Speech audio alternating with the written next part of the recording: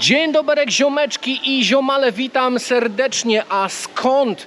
A witam Was serdecznie z miejscowości Metz we Francji. Nie wiem, czy pamiętacie te drzwi tutaj oto za mną. Jest to miejsce, w którym zakończyliśmy ostatnio naszą wędrówkę. Wybieraliśmy się do Santiago de Compostela w Hiszpanii. Przeszliśmy 1200 km, słuchajcie, z buta z Polski do tego tutaj oto miejsca i skończyliśmy w tym miejscu. Dzisiaj jesteśmy tutaj ponownie z powrotem. Jest 9 września 2024 rok i kontynuujemy naszą wyprawę, ale kontynuujemy ją w inny sposób. Jaki to jest sposób, dowiecie się w dalszej części tego tutaj właśnie odcinka, gdzie Wam wszystko opowiem i powiem o tym, w jaki to sposób będziemy teraz przemierzać Francję. Zapraszam do miłego oglądania tegoż oto odcinka.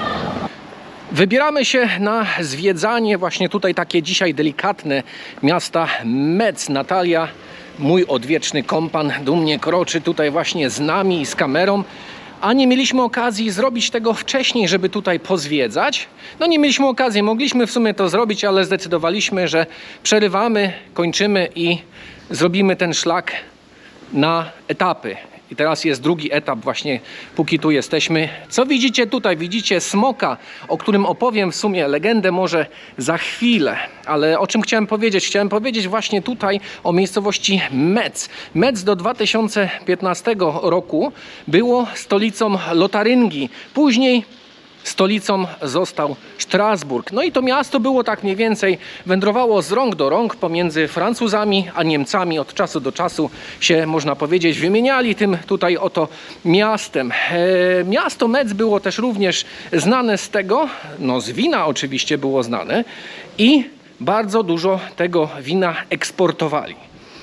Co warto tutaj jeszcze wspomnieć? Warto wspomnieć o katedrze, która ma największą powierzchnię witraży na całym świecie. Jest tutaj właśnie katedra, którą obejrzymy za chwilę i o niej też opowiem, ale chciałem powiedzieć właśnie legendy o tym tutaj oto smoku, co tam wisi. A co głosi legenda? Legenda, proszę Państwa, głosi mniej więcej coś takiego. Był sobie smok, który wkurzał lokalną społeczność niesamowicie. Wiało siarą cały czas i ludzie byli mega zdenerwowani właśnie na tego tutaj oto smoka i coś trzeba było z tym fantem, z panem smokiem zrobić. No i postanowił święty Piotr, że zrobi tutaj z nim porządek, ale potrzebuje jakiegoś ziomeczka, żeby sobie z tym smokiem właśnie poradzić. No i kogo on tutaj wynalazł? Ale to jest fajne.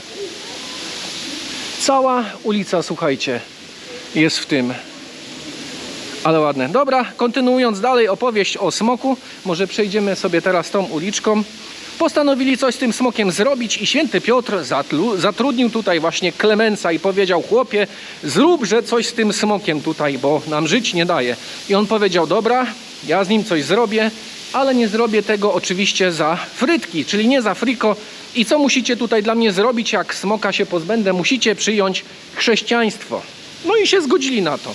No i Klemens popędził czym prędzej w stronę smoka, a smok, żeby było tego mało, jeszcze miał ziomeczków w postaci węży. Miał bardzo dużo jadowitych węży wokół siebie, ale kiedy Klemens do nich podbił, zrobił znak krzyża, węże się rozpierzchły, dalej następnie podbił do smoka i powiedział mu parę słów: panie smoku, weź pan przestań odwalać tutaj chałturę, proszę wyprowadź się stąd. Zaprowadził smoka nad rzekę i powiedział: masz zostać tutaj z dala od ludzi i nikogo więcej nie denerwować. I w ten sposób oto Klemens, tak głosi legenda, pozbył się smoka. Katedra świętego Szczepana, tak jak mówiłem wcześniej, ma największą powierzchnię witraży na świecie. Postaram się sfilmować ją z powietrza. Mam nadzieję, że wideo Wam się będzie podobało. Oczywiście to jest mój pierwszy raz od dłuższego czasu, kiedy filmuję z drona. Tutaj mi ziomeczek podpowiada, że już jest głodna i chciałaby iść coś zjeść. Co oczywiście uczynimy za chwilę, ale najpierw sfilmujemy katedrę i pokażę Wam ją z powietrza.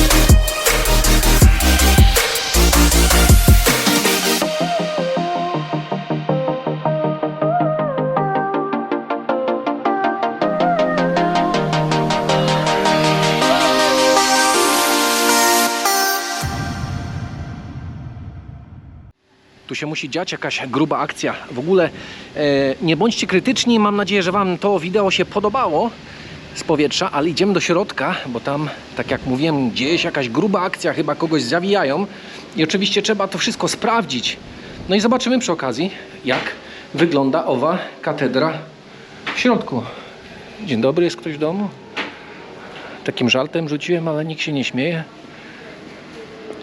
Faktycznie sporo tych witraży jest.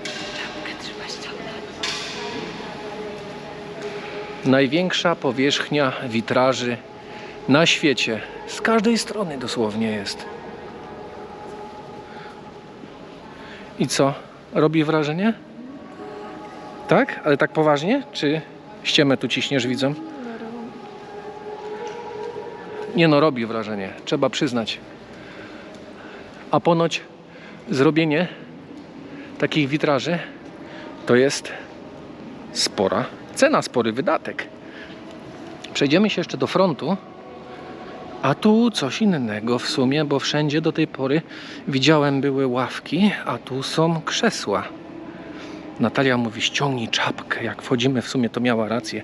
Ja nigdy czapki nie ściągam. Tam jakaś pani coś sprzedaje, albo punkt informacyjny. Pójdziemy sobie bokiem, żeby tu Państwu nie przeszkadzać. O, to mi się najlepiej podoba. Jest tu znak po angielsku. Quiet. Silence. Silence. To chyba będzie po francusku. A tutaj po niemiecku typowe Ruhe. Jak to brzmi w ogóle? O, śpiewy się jakieś odbywają. O, tu profesjonalny fotograf, pani właśnie chyba po prawej była. No już w sumie podczas tej naszej wyprawy do Santiago de Compostela widzieliśmy nie jeden kościół. A jakaś próba się odbywa, bo tu widzę, pani coś tam śpiewa z szczytnika. No nie będziemy tam przeszkadzać, pójdziemy sobie dalej. A tam można wejść z tyłu? Pewnie, że można za scenę. I zobaczcie,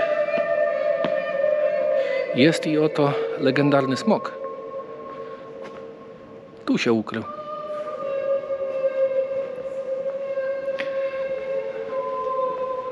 Ale jaki żyrandol.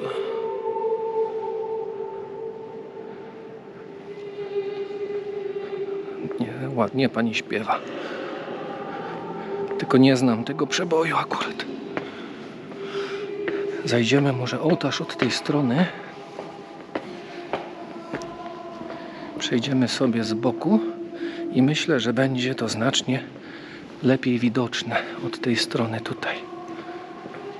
O, a może nawet od tyłu się uda zajść. Pan się tu rozkłada.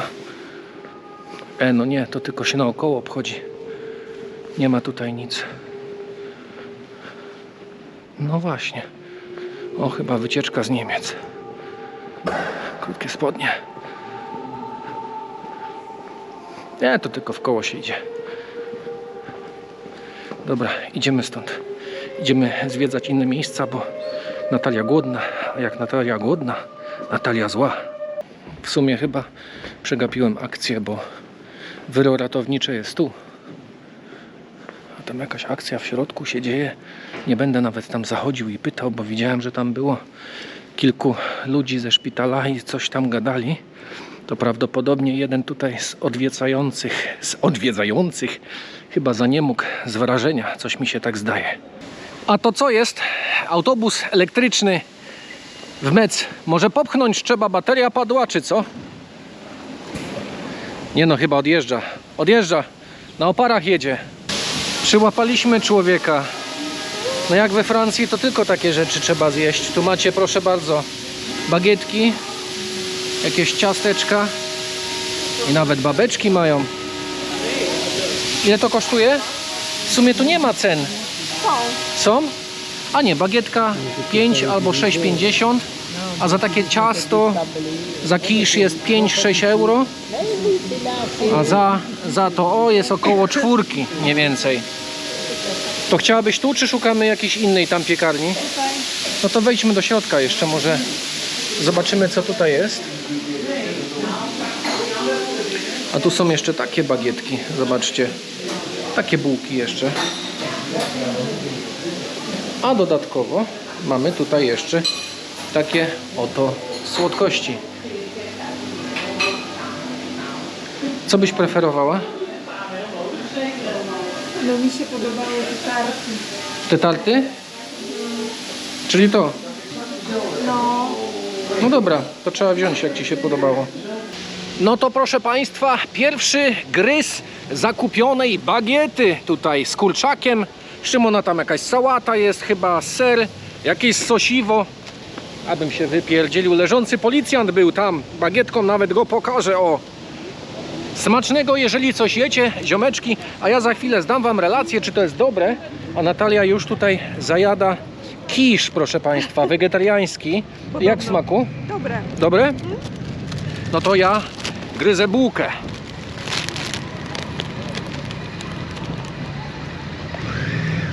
Cholera. Myślałem, że ugryzę z kurczakiem i z tym wszystkim, a ugryzłem suchą bagietkę. Ale to też trzeba, proszę Państwa, stestować. Teraz ugryzę ją z boku. O.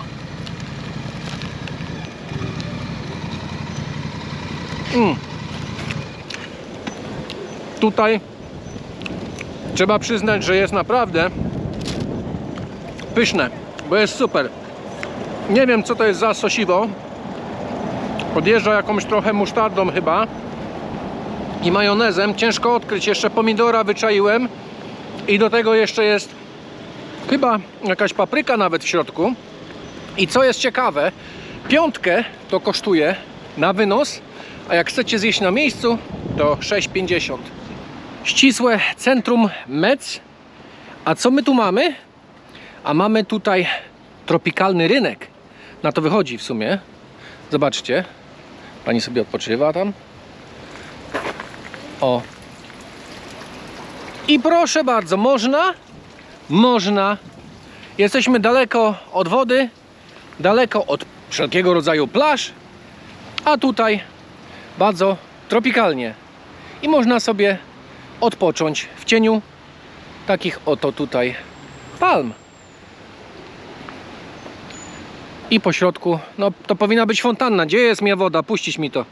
Raz, dwa. Gdzie to się włącza? Czy włącza? Wszystko jedno. Tutaj chyba nie wiedzą. Jakiś guzik może gdzieś jest, gdzie to się wdusza. Ty, gdzie to włączyć, żeby woda leciała? Ale fajnie, nie? Tak w centrum, tropikalnie. A tam jest właśnie oto katedra, w której byliśmy. No tutaj jest jakaś następna.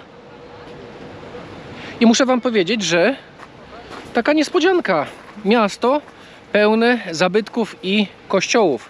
No nie ma się czego spodziewać, bo głównie tutaj w miejscowości Metz dominuje architektura niemiecka. O, tam mi się podoba, tylko jak tędy przejść? Czy tu jest wyjście? Nie, nie ma wyjścia, bo chciałem Wam pokazać właśnie. O, tędy może przejdę. Jest tutaj ścieżka. Ścieżka, pójdziemy bokiem. Po korze, nikt się nie zorientuje, nikt mi nic nie powie. Wyjdziemy sobie tędy. Chciałem Wam pokazać, podoba mi się ten tutaj oto wiszący zegar, który dosłownie tu jest. Liście bananowca.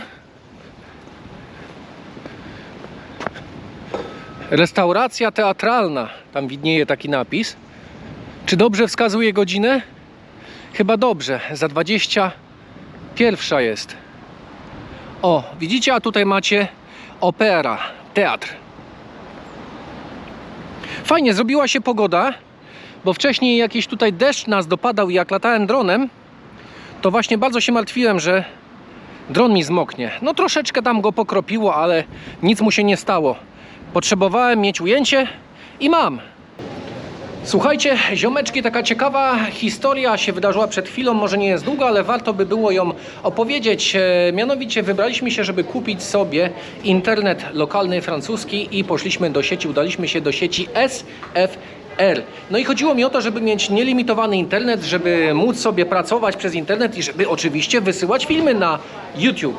No i wchodzę tam do środka, ziomeczek podbija, pyta się, co tam gadu. Ja mówię, że trzeba mi neta. Znalazł jakąś tam ofertę za 19,99 jurków. Mówię, dobra, świetnie, panie, dawaj tą ofertę. No i w tej ofercie było 200 gigabajtów do wykorzystania internetu i jeszcze dodatkowo rozmowy i tam SMS-y nielimitowane.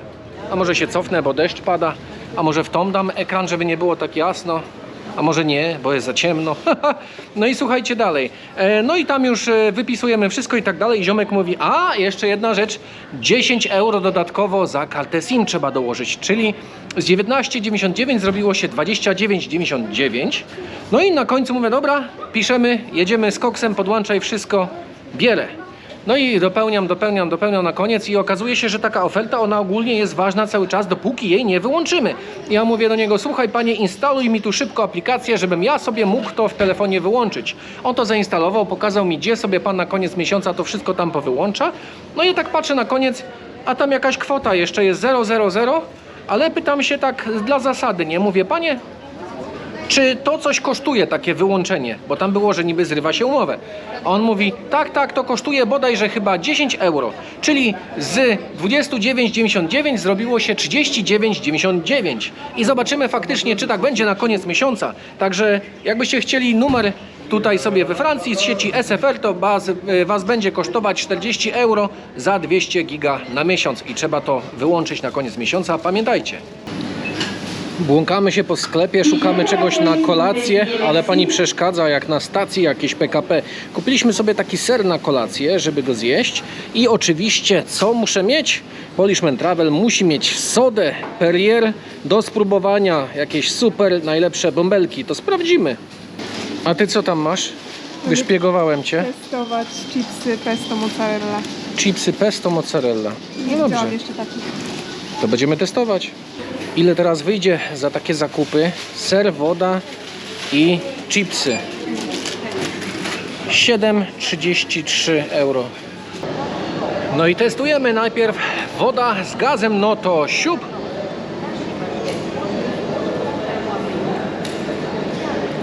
No, dosyć sporo ma tych bąbelków. Nie jest zła, ale w Tajlandii jest lepsza. Lepiej smakuje, bo jest słońce. A teraz odstawię sobie wodę i jeszcze przyszedł czas na chrupka. A wyjmę sobie takiego dorodnego na chrupka, na chipsa. Taki oto falowany.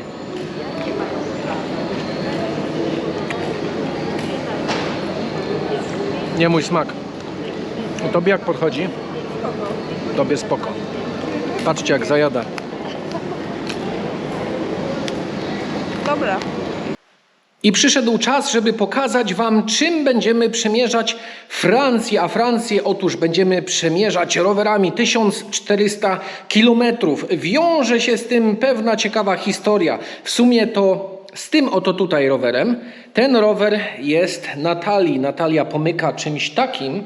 A ten rower, proszę państwa, opowiem o nim tutaj za chwilę. Mianowicie, miałem jechać swoim rowerem, który był wysłany z Irlandii, ale nie dotarł na czas. No i kolega Fabian, tak zwany dyrektor od remontów i spraw terenu. Dyrektor od remontów i terenu. Stwierdził Fabian właśnie, że mi pożyczy swój rower, oto ten tutaj rower Indiana. No i co? Przygotował mi tutaj, za co jestem serdecznie wdzięczny. Przygotował cały rower, wszystko sprawdził. Natalii również. I co jeszcze wzięliśmy dodatkowo, o czym warto opowiedzieć, to jest to, że wzięliśmy sobie po zapasowym łańcuchu 2 dętki, trochę narzędzi i jeszcze tutaj taki łącznik do łańcucha. Naprawdę bardzo fajny rowerek, Fabian, muszę ci powiedzieć, że fajnie się tym tutaj pomyka, sprawdzony, Siodełko już tutaj jest odpowiednio dla mnie obniżone. No koła są duże, ale przekręcę 2 razy i przejadę całą Francję. Jedyne co musiałem dokupić to jest błotniki. Błotniki dokupiłem dzisiaj, to jest taki przedni. Zobaczymy czy przedni w ogóle będę zakładał. Ale jest oto tylni i tylni właśnie błotnik będę montował gdzieś w tym oto tutaj miejscu. Mam nadzieję, że wszystko będzie pasowało jak trzeba, bo dzisiaj rano jak dotarliśmy do Francji, to trochę tam padało z rana i miałem mokre dupsko, a z mokrym dupskiem daleko się nie zajedzie, no wiadomo. Także jeszcze raz, stary Fabian, słuchaj, dziękuję Ci bardzo za przygotowanie rowerów. Dbam o Twój rower jak o swój, a mój rower oficjalnie dowiedziałem się, że już jest w Polsce, dotarł i jest właśnie w Poznaniu, tam u Fabiana. Zabieram się za montowanie błotników i widzimy się później. Jestem z powrotem już po montażu błotników. Tak się prezentuje błotnik właśnie przedni, a tak błotnik tylni. Profeska, super robota. To ja wykonałem tą robotę, siebie należy pochwalić. Jeszcze chciałem wspomnieć o sakwach, jakie mam sakwy. Są to sakwy Zagato. Jest tutaj tylko jedna, bo druga jest na górze. 30 litrów ma taka sakwa. Fajnie tutaj ona się otwiera. Mam 2 sztuki, więc 60 litrów. Bardzo to jest pojemne. Otwiera się tu. Odpinamy rzepa i dostajemy się łatwo do torby. Zapinamy to z powrotem. Ciach. Tutaj wpinamy. No jedną ręką. Nie jest to wcale takie łatwe, ale da się zrobić. Proszę bardzo, zapięte. Woda się tam nie dostanie. Mamy pewność, że nic nam elektroniki, jakiegokolwiek towaru, który przewozimy, nie zaleje. Zbieram się już na kolację i widzimy się dosłownie za chwilę. Ziomeczki, jestem już wykąpany, obrobiony po całym dniu, lekko zmęczony, ale to nic. To jest pierwszy dzień powrotu na szlak Santiago de Compostela. Przejeżdżamy tym razem Francję na rowerach 1400 km. Dziękujemy za oglądanie. Mamy nadzieję, że się odcinek podobał. Zostańcie z nami i zapraszam już na przyszłe odcinki. Wszystkiego dobrego. Trzymajcie się. Na razicho i ciao!